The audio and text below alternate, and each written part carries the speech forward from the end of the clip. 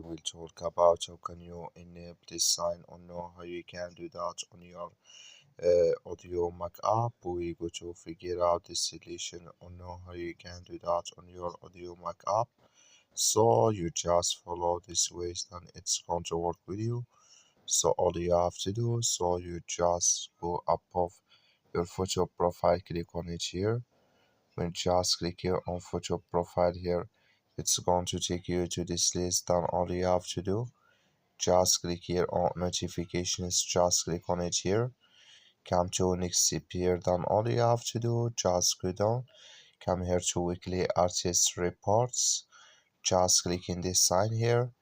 Now like you see this color show for us, that's mean weekly artist reports notifications enable with us now. That's all you have to do. That's all. Thank you for watching.